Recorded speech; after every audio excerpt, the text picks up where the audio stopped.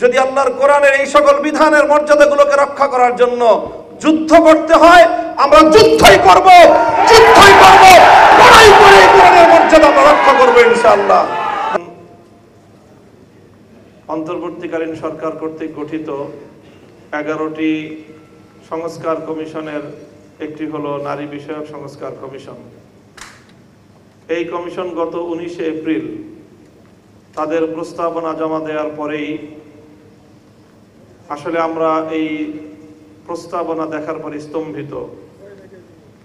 বাংলাদেশের আগস্ট বিপ্লবের পর, জুলাই আগস্ট বিপ্লবের পরেও এই ধরনের একটি প্রস্তাবনা রাষ্ট্রীয় পর্যায়ে উপস্থাপিত হতে পারে এটা আমাদের কল্পনাতেও ছিল না। এই জন্যই এই নারী কমিশনের ব্যাপারে আমাদের মন্তব্য অনেক কঠোর। তাদের ব্যাপারে এরকম মন্তব্যের কারণ এটাই যে তারা না বাংলাদেশের পুরুষ সমাজের প্রতিনিধিত্ব করে, না নারী সমাজের প্রতিনিধিত্ব করে। বাংলাদেশের অধিকাংশ অথবা মোর দেন 90% নারীদের চিন্তা চেতনার সাথে সম্পূর্ণ সাংঘর্ষিক কিছু প্রস্তাবনা নারী সমাজের প্রতিনিধিত্বের নামে তারা উপস্থাপন করেছে। তাদের এই কমিশনের প্রস্তাবনার যে ভিত্তিগুলো, সেটাই আসলে মূল সবচেয়ে বড় ভয়ঙ্কর বিষয়। আজকে উপস্থাপিত যেই প্রবন্ধ, সেখান থেকে দুটি কথা আমি কোট করছি। তাদের বক্তব্যের মূল সার কথা হলো ধর্ম নারীর প্রতি বৈষম্যের মূল কারণ। এটাকে তারা প্রথমে চিহ্নিত করেছে। ধর্মকে তথা ইসলামকে তারা নারীর প্রতি বৈষম্যের মূল কারণ কেন বলেছে? আরেকজন প্রয়াত লেখিকার উদ্ধৃতিতে তারা একটা বক্তব্য কোট করেছে। সেই বক্তব্যের এক জায়গায় আছে, আমাদেরকে অর্থাৎ নারীদেরকে অন্ধকারে রাখিবার জন্য পুরুষগণ এই ধর্মগ্রন্থগুলিকে ঈশ্বরের আদেশপত্র বলিয়া প্রচার করিয়াছে। এই ধর্মগ্রন্থগুলি পুরুষ রচিত বিধি ব্যবস্থা ভিন্ন আর কিছুই নয়। অর্থাৎ তারা বিশ্বাস করে যে এই ধর্মগ্রন্থগুলো আল্লাহর কিতাব না, কোরআন আল্লাহর কিতাব না, এটা পুরুষরা রচনা করে নারীদেরকে দমন করার জন্য এই কিতাব রচনা করেছে। এই হলো তাদের এই পূর্ণ প্রস্তাবনার মূল বুনিয়াদ। কাজে এই ধরনের একটি প্রস্তাবনা উপস্থাপন করার পরে আমাদের ইসলামী সংগঠনগুলোর পক্ষ থেকে, ইসলামী জনতার পক্ষ থেকে কি প্রতিক্রিয়া হওয়া উচিত? আমরা কেন তাদের সাথে আলোচনায় বসিনি? কেন আমরা রাজপথে বা আন্দোলনের মাধ্যমে এর বিরুদ্ধে কড়া প্রতিক্রিয়া কেন ব্যক্ত করলাম? অনেককে দেখে এই জন্য মায়া কান্না কাঁদছে। আমার পরিষ্কার কথা যে তারা যথেষ্টই জানে এবং দীর্ঘ একটাই আলোচনা নারী সংস্কার, নারী নীতি নিয়ে দশকের পর দশক ধরে কথা চলে আসছে এবং সেই কথার ধারাবাহিকতায় অনেক আলোচনা হয়েছে।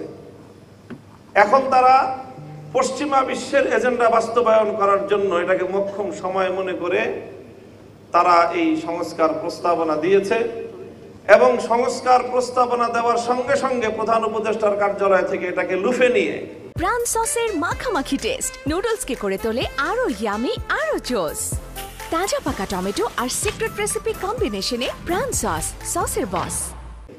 তার ভেরিফাইড ফেসবুক পেজে ঘোষণা করা হয়েছে যে তারা অন্তর্বর্তীকালীন সরকার ক্ষমতায় থাকতে থাকতে যথাদ্রুত সম্ভব এই সংস্কার প্রস্তাবনা তারা বাস্তবায়ন করবেন। অন্য 10টি কমিশনের প্রস্তাবনার বিষয়ে প্রধান উপদেষ্টার কার্যালয়কে এতটা তড়িৎ ব্যবস্থা গ্রহণ করতে বা ঘোষণা দিতে আমরা দেখিনি যতটা এই বিষয়ে দেখেছি।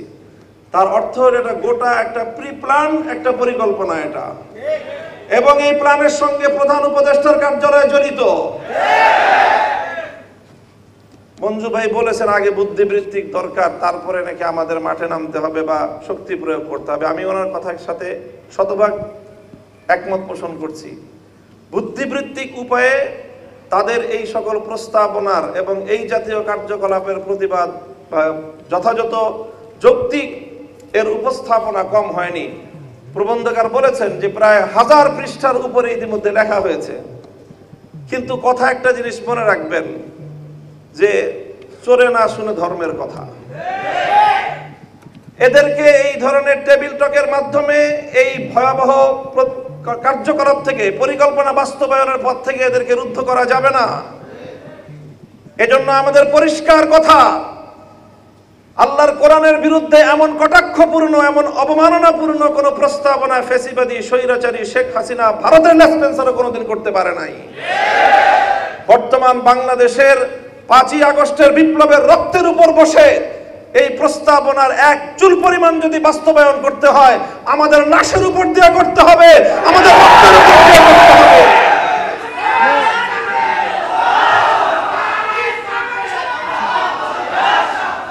আমরা পরিষ্কার বলতে চাই, নারীর কাঁধে বন্দুক রেখে ইসলামকে ঘায়েল করবার এই দুরভিসন্ধি বন্ধ করুন। নারীর কাঁধে বন্দুক রেখে ইসলামকে আক্রমণ করার এই দুরভিসন্ধি বন্ধ করুন। আমরা নারীদের ব্যাপারে আমাদের পরিষ্কার কথা, আমরা নারীদের ন্যায্য অধিকার চাই, সমান অধিকার নয়। সমান অধিকার দিলে নারীরা টিকতে পারবে না। সমান অধিকার দিলে নারীরা পুরুষের সঙ্গে প্রতিযোগিতা করে সমাজে তাদের প্রকৃত অধিকার বাস্তবায়ন করতে পারবে না।